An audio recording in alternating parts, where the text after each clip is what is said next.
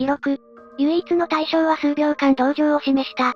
しかし、具体的な行動は取らなかった。ダイニングテーブルに置かれた無地のコーヒーカップの横で、妻の瞳はほんの一瞬だけ、左腕の腕時計に視線を落とした。秒針が文字盤の頂点を通過し、正確に一周を終えたその瞬間だった。テレビの液晶画面に映し出された遠い国の凄惨な戦争と、飢餓に苦しむ子供たちのニュースを見つめ、夫の正人がかわいそうに、と短くつぶやいた。しかし、彼の右手が持つこんがりと焼けたトーストが口に運ばれるペースは、わずかたりとも落ちてはいなかった。瞳は静かに瞬きをし、脳内の真っ白なページに今の事象を刻み込む。正人がスーツのジャケットを羽織り、玄関のドアを開けて家を出るまで、瞳は完璧な妻、としての穏やかな微笑みを崩さなかった。正人の日常は、どこにでもある凡庸で、理不尽で、リアルな世界だ。しかし、彼が一切認識していない水面下で、その全ての反応はひたすらに蓄積されていた。通勤ラッシュの幹線道路。正人の乗るセダンは父として進まない大渋滞に巻き込まれていた。彼は苛立ちを隠せず、本側のステアリングを指先で何度も規則的に叩いている。記録。対象は3度の舌打ちをした。しかし、クラクションを鳴らすことはなかった。社会的な対面と波風を立てないことを優先。オフィスに到着すれば、いつものように理不尽な上司の叱責が待っていた。明らかに他部署との連携ミスであったにもかかわらず、一方的に責任を押し付けられた正人は、反論の言葉を喉の奥で飲み込み、深く頭を下げた。記録。対象は怒りを抑制した。見えない背中の後ろで、右手の拳を強く握っていた。自己防衛本能の正常な作動を確認。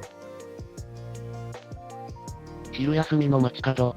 交差点で、若い恋人同士が激しい口論をしている。女性が泣き叫び、男性が乱暴に腕を掴む。正人は足を止め、スーツのポケットからスマートフォンを取り出しかけた。しかし、周囲の通行人が誰も関わろうとせずに通り過ぎていくのを見て、ゆっくりと手を戻した。記録。対象は介入しなかった。好奇心よりも傍観者としての安全を選択。そして夜、残業を終えた帰り道、職場の女性社員から、この後、二人で少しだけ飲みに行きませんかと誘惑めいた声をかけられた。正人の視線が一瞬だけ揺れる。しかし、脳裏に妻の瞳と息子のの顔がよぎったのか、申し訳なさそうに作り笑いを浮かべて断った。記録。対象は誘惑を拒否した。倫理観及び既存の家族というシステムへの執着を維持。こうした日常の反応が、ただ事実として、無機質に処理されていく。世界は正人にとって絶対的な現実であり、彼自身もまた、その現実の枠組みの中で懸命に生きる一人の血の通った人間だった。ただ一つの例外を除いて。その夜、正人はリビングのソファで深く息を吐き出していた。理不尽な出来事が重なった、ひどく疲れる一日だった。温かい紅茶を入れてきた瞳が、正人に語りかけた。お疲れ様。今日も大変だったわね。ああ、なんだか、世界中が俺を苛立たせようとしてるみたいだったよ。冗談めかして笑う正人に、瞳は微笑まなかった。彼女は無言で立ち上がり、リビングの壁際にある天井まで届く本棚の奥へと手を伸ばした。ドン、と重い音がしてテーブルに置かれたのは、一冊のノートではなかった。全く同じ規格の、分厚い黒いノート。瞳が何度も往復し、それが5冊、10冊、30冊と、異様な高さの山のように積み上げられていく。なんだ、それは。正人の顔から笑みが消えた。ノートの表紙には何も書かれていない。瞳は一番上にあった一冊を手に取り、正人の前に差し出した。そこには、彼自身の行動、表情の機微、些細な迷い、その全てが異常なほどの緻密さで手書きされていた。今日の渋滞での舌打ちも、上司への服従も、浮気の誘惑への拒否も、一行の狂いもなく記録されている。なんだこれは。お前、ずっと俺を監視していたのか？正人の声が震えていた。怒りよりも、得体の知れない恐怖が勝っていた。結婚してからの数年間。いや、このノートの量はそれだけじゃない。出会った日から、あるいは生まれてからずっとか。積み上がった黒い山は、マサトの人生そのものの質量だった。瞳はマサトの問いに、静かに答えた。監視ではないわ。観察よ。あなたの反応を記録していたの。それに観察してたのは私だけじゃないわ。もしかすると、あなた以外の世界中の人たちが、最初からあなたを観察するためだけに存在しているとも言えるのかもしれない。ふざけるな。マサトは声を荒げた。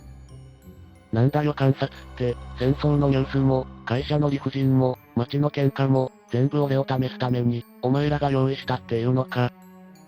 肩で息をするマサトを、瞳はひたすらに冷徹な、観察者の目、で見つめ返した。彼女は少しだけ考える素振りを見せ、やがて静かに口を開く。いいえ。世界そのものは本物よ。飢餓も戦争も、会社のトラブルも、すべて実際に起きていること。ただ、瞳の声は、温度を一切持っていなかった。私たちはすべてあなたの反応を見るために、ここに配置されている。そう考えることもできるわね。意味のわからない言葉に、マサトは愕然とした。配置されている？誰に？何のために？目の前にいるのは、何年も愛し合ってきたはずの妻だ。だが、その瞳の奥には、心の代わりに、冷たいレンズが埋め込まれているように見えた。マサトはうめくように絞り出した。妻がどうであれ、息子は違う。自分と彼女の血を分けた、愛の結晶だ。子供までが、自分を観察するための舞台装置であるはずがない。マサトはリビングを飛び出し、寝室へと駆け込んだ。薄暗い部屋のベッドで、5歳になる息子のエイトが、小さな胸を上下させてすやすやと眠っていた。その無垢な寝顔を見て、マサトは安堵の涙をこぼしそうになる。彼にすがりつくように、その小さな体を抱きしめようと手を伸ばした。その瞬間、眠っていたはずのエイトが、起き上がり、ゆっくりと目を開けた。焦点の合っていない、深海のように暗い瞳。5歳の子供が絶対にしないような、無機質で平坦な声が、静寂の部屋に響いた。記録。対象、強い動揺を示す。反応は想定通り。マサトは全身の血が凍りつき、弾かれたように後ずさった。呼吸ができない。喉の奥がヒューヒューとなる。信じていた最後の希望が、音を立てて崩れ去った。この子も、最初から本能で役割を理解し、完璧に演じていたのか。エイトは正気に戻ったのか、マサトの方を見ながら、小さくあくびをした。そして、目をこすりながら、舌足らずな、いつもの愛らしい甘えた声で言う。パパ？どうしたの？さっきの言葉は何だったのか。恐るべき本性の一端が漏れたのか。それとも、ただの不気味な寝言だったのか。あるいは、極限状態に追い詰められたマサトの脳が生み出した、ただの幻聴だったのか。わからない。誰にも証明できない。マサトはその場に膝から崩れ落ちた。もし、この世界の人々が自分を観察している存在だとしたら、もし、全てが自分の反応を見るための配置だったとしたら、妻の言葉も、息子の笑顔も、全てが成功なプログラムだとしたら、マサトはゆっくりと周囲を見渡した。薄暗い寝室。心配そうに覗き込んでくる息子の顔。ドアの向こうで、静かにこちらを見つめている妻の気配。そして、圧倒的な孤独を内包した世界。その時、マサトは初めて気がついた。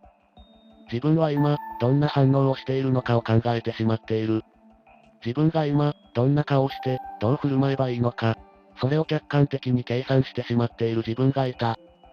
観測されていると知った瞬間、マサトの内側にあった純粋な心は、彼自身の手によって永遠に失われてしまったのだ。あなたは証明できますか？あなたの隣にいる人が、本当に心を持っていると。それとも、あなた自身が観察対象なのかもしれません。だって、私の心も見えないでしょう？